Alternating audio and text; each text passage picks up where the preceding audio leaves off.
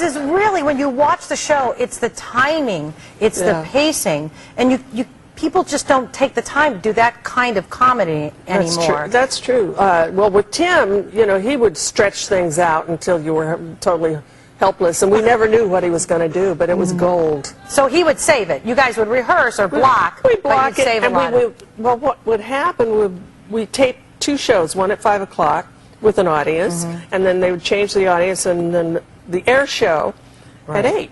And so Tim would do everything to the ink on the first show and check with our director to see if he got all the shots, because that would be a safety tape.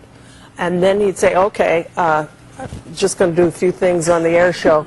And he would only tell the director, for instance, if he said, okay, in the hotel sketch, when I go over to the window, instead of being on a waist shot, be on a head to toe. And that's all he would tell us. And the crew and Dave and anybody else on the screen with him would have to wing it. We didn't know what was going to come out.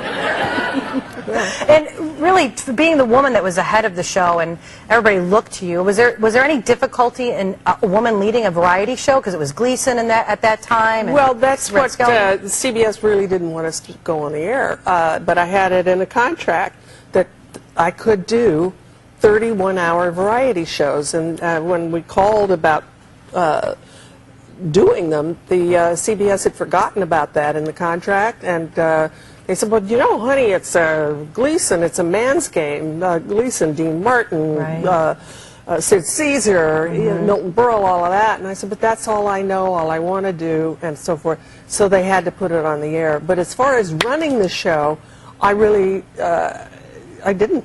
It was all of us.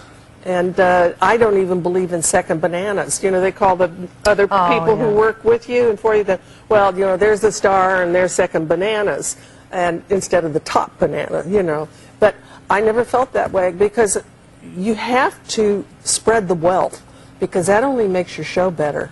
Right. You know, you've got to give Tim all the rope he wants, give Harvey all the rope, you know, and so forth. And we would help each other, you know, and support each other. Yeah, that respect is so obvious in the show, and the timing and the chemistry, just impeccable. But it comes from that value that you're the head of the show, but you are a great audience member as well. I am, and I learned that from being on the Gary Moore Show. He was the kindest. Was he just the greatest guy? He was a great mentor. He was a comedian, right? But he would do things like, if we were around the table reading on a Monday, and he'd have a joke, he'd say, give that to Durward Kirby. He could say it better. He can be funnier than I can. Or give that to Carol. I'd rather have her say that than me. You know, and yet he was the boss. Right. Yeah. Yeah, that's the way to do it. More with Carol Burnett when we come back.